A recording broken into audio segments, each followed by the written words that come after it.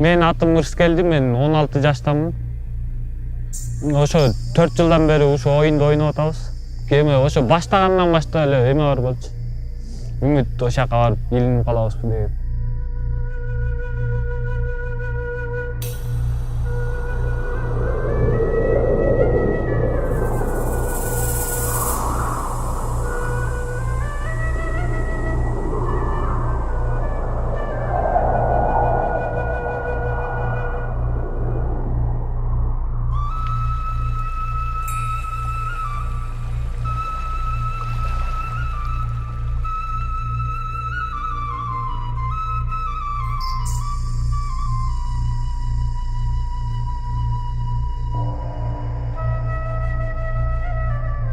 Le Kyrgyzstan se trouve au cœur de l'Asie centrale, au carrefour des civilisations. Il est bordé au nord par le Kazakhstan et à l'est par la Chine. La taille de ce pays enclavé dans les montagnes représente un tiers de la France. Nichée dans la majestueuse chaîne de Tian Shan, la majorité des terres du Kyrgyzstan se situe au-dessus de 2000 mètres d'altitude. Le mont Genghis Shokusu est le plus haut sommet, culminant à 7439 mètres.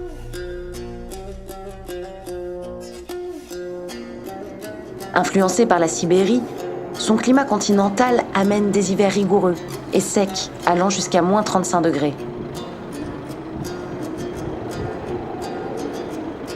Mais il peut aussi amener des étés chauds et humides où les températures avoisinent 40 degrés au milieu de la saison verdoyante.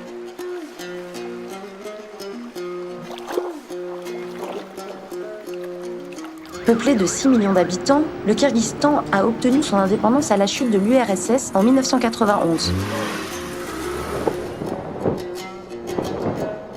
L'influence soviétique est toujours présente dans l'architecture de ces villes.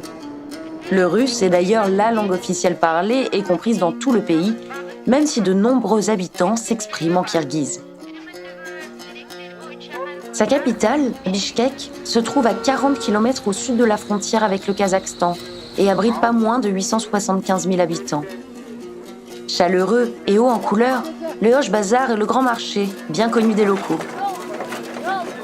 Ici s'achètent nourriture, textiles et objets d'artisanat local en tout genre. Dans la partie couverte, les senteurs et les couleurs des épices dansent pour le plus grand bonheur de l'olfaction. Alors qu'à l'extérieur, l'agitation autour des paris se fait sentir.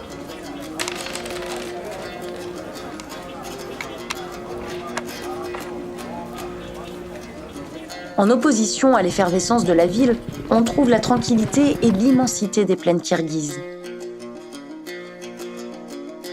Plus reculées et en altitude, ces grandes steppes silencieuses attirent les nomades pendant les saisons chaudes.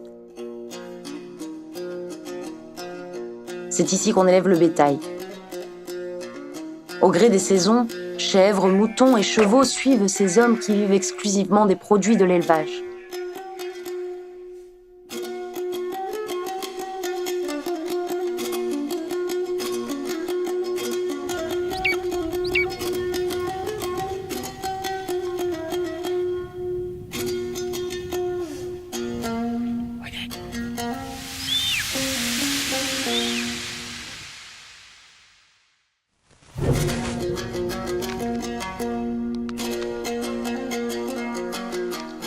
Le nomadisme fait partie intégrante de l'image et de la vie sociale du Kyrgyzstan.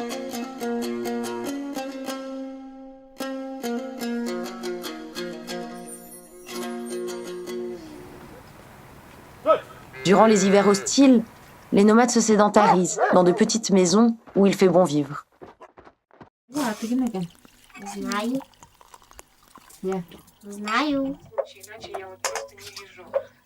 Les plats traditionnels aux saveurs orientales font le régal des papilles. Souvent mijotés au coin d'un feu, les repas sont les instants de partage entre les amis et la famille. L'hospitalité pour un passant ou un voyageur y est sans égale.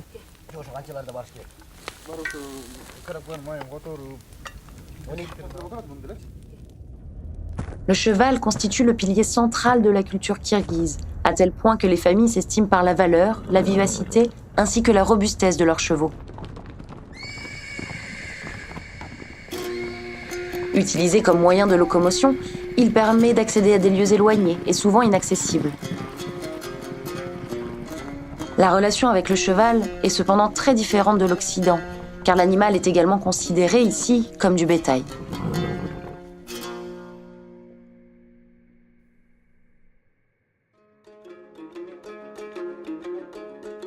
Un sport est né de cette culture dans les steppes, le coq-bourou. Pratiquée dans toute l'Asie centrale, cette discipline consiste à apporter une carcasse de chèvre à dos de cheval dans un but, s'apparentant à un puits de terre séchée appelé kazan.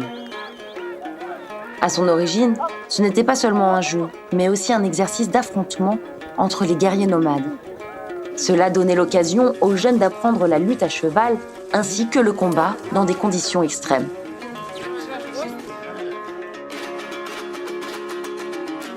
Au retour de la chasse, les nomades ont souvent organisé des compétitions entre eux à qui arriverait le premier au village avec la carcasse du gibier.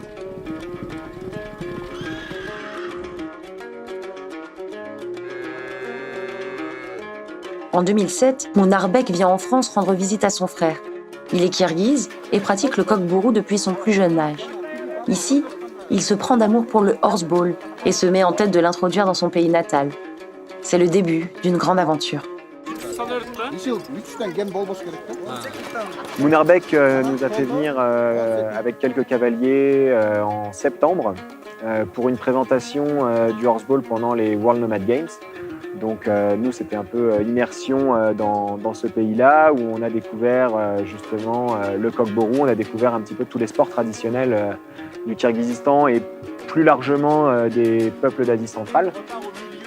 Il nous a demandé de revenir une nouvelle fois pour développer des entraînements et amener justement des bases un petit peu, déjà des bases réglementaires aux équipes, puis aussi des bases au niveau tactique et technique individuel.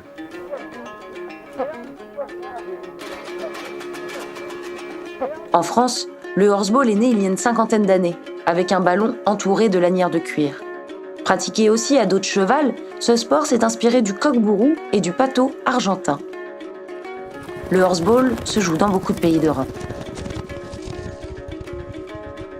Depuis, c'est l'engouement auprès des jeunes et des aînés. Le horseball suscite aujourd'hui beaucoup d'intérêt dans le pays qui a fait naître ce sport.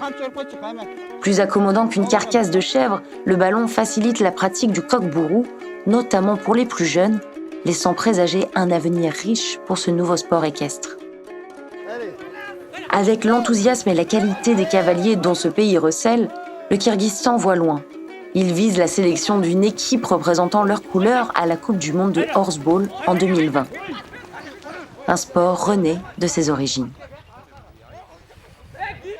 Ал бул хорсбол ага караганда оңоюраак да, кичине аттарың кыйналбайт, өзүң да эме ооруп буттары колуң оорубайт, жеңил оюн да. Тиги улак алгыча бирөө урдуруп кетип, кулатып кетип же камчы менен салып же эч ким жооп бербейт да экпен. Ошо бул кичине оңоюраак оюн да. Ошон үчүн жакшылап ойноп да сырттарга чыгабыз деген үмүт бар.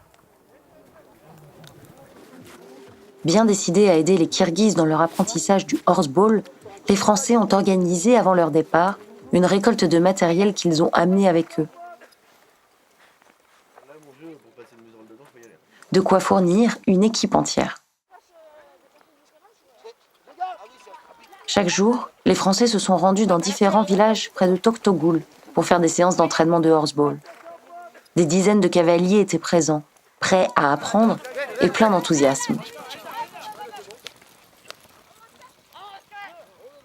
Malgré la barrière de la langue, Mounarbek, qui connaît chaque joueur de la région, traduit certaines parties des informations plus techniques à ses cavaliers. Après s'être entraînés à terre, une équipe française et une équipe kirghize se mettent en selle pour mettre en pratique les informations évoquées pendant l'entraînement.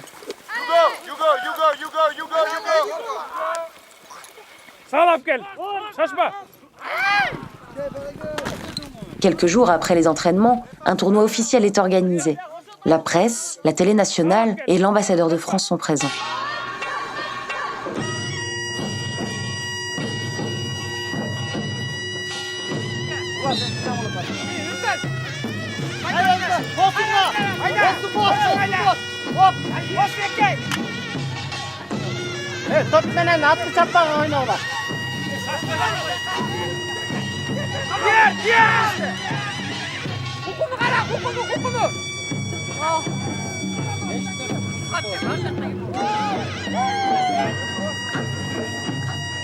La tension monte,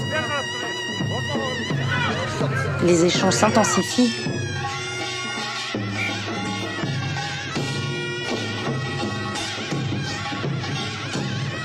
L'effort des entraînements se fait ressentir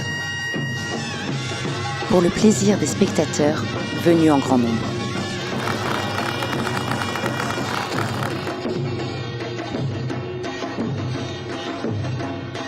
La venue des Français à Toktukul suscite beaucoup d'enthousiasme dans la région. L'occasion pour les habitants de partager leur culture, montrer les traditions de leur pays et leur rythme quotidien.